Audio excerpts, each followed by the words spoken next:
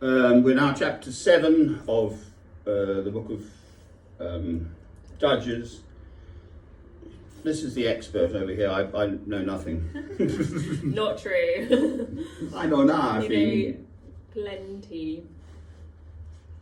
So this part of the chapters about other book of Judges with regards to Gideon is about Gideon defeating the Midianites. And a man Gideon knows is given a dream that a piece of barley bread is hurled into the Midianite tent, and it causes the Midian's tent to come tumbling down.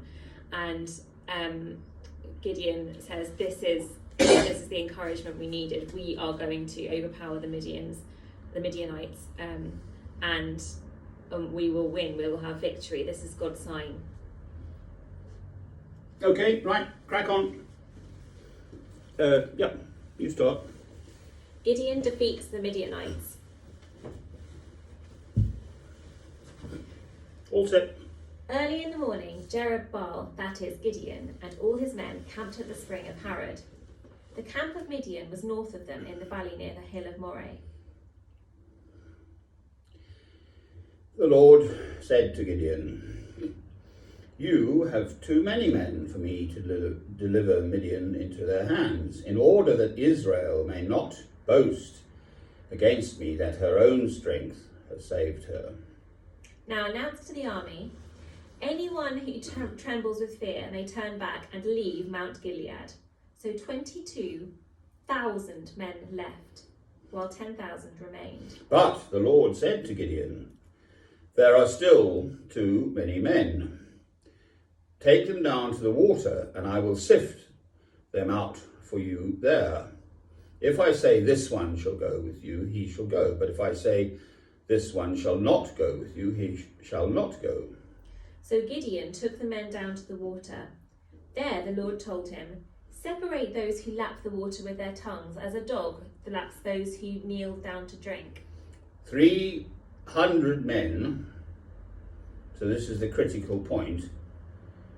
Okay, jolly old Gideon defeated everyone with 300 men.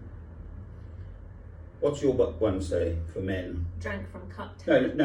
Oh, of them. Right. I have the New International Version, the old one. Wonderful. Sarah Jane has bought this wonderful new, beautiful New International Version Bible, but it's the new version, so they've airbrushed out men. It's now people, and so what's yours say? 300 of them. 300 of them. Not my Bible says 300 men lapped with their hands to their mouths. All the rest got down on their knees to drink. The Lord said to Gideon, "With the 300 men that lapped I will save you, and give the Midianites into your hands. Let all the others go home." I've got each to his own place. So Gideon sent the rest of the Israelites to their tents, but kept the 300, who took over the provisions and trumpets of the others. Now the camp of Midian lay below him in the valley. During that night the Lord said to Gideon, "Get up, go down against the camp, because I am going to give it into your hands." If you're afraid to attack, go down to the camp with your servant Purah. And listen to what they are saying.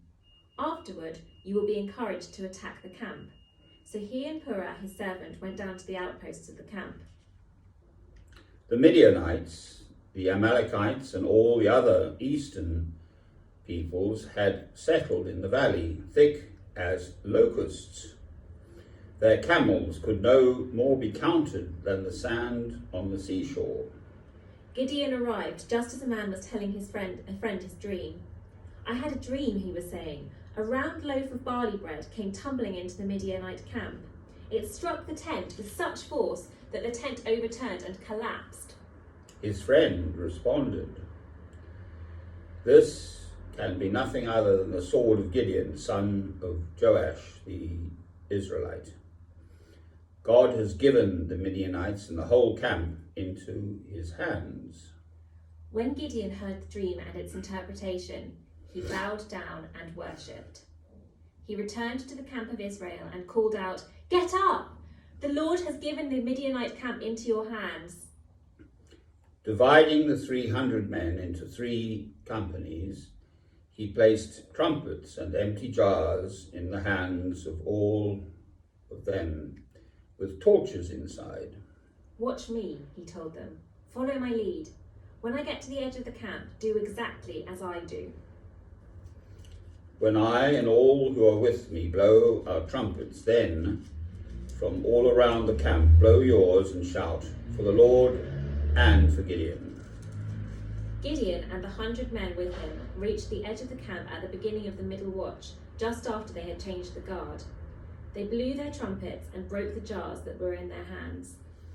The 3 companies blew the trumpets and smashed the jars, grasping the torches in their left hands and holding in their right hands the trumpets they were to blow. They shouted, "A sword for the Lord and for Gideon." While each man held his position around the camp, all the Midianites ran, crying out as they fled. When the 300 trumpets sounded, the Lord caused the men throughout the camp to turn on each other with their swords. Gee, that's a bit extraordinary. The army fled to Beth Shittah towards Sererah, as far as the border of Abel Meholah near Tabbath. Israelites from Naphtali, Asher, and all Manasseh were called out, and they pursued the Midianites. Gideon sent messengers throughout the hill country of Ephraim, saying, "Come down against the Midianites and seize the waters of the Jordan ahead of them as far as Beth Barah." So all the men of Ephraim were called out, and they took the waters of the Jordan as far as Beth Barah. They also captured 2 of the Midianite leaders, Oreb and Zeb. They killed Oreb at the rock of Oreb and Zeb at the winepress of Zeb. They pursued the Midianites and brought the heads of Oreb and Zeb to Gideon, who was by the Jordan. It's pretty rough old stuff. They brought the heads of Oreb and Zeb to Gideon, who was by the Jordan. Gee,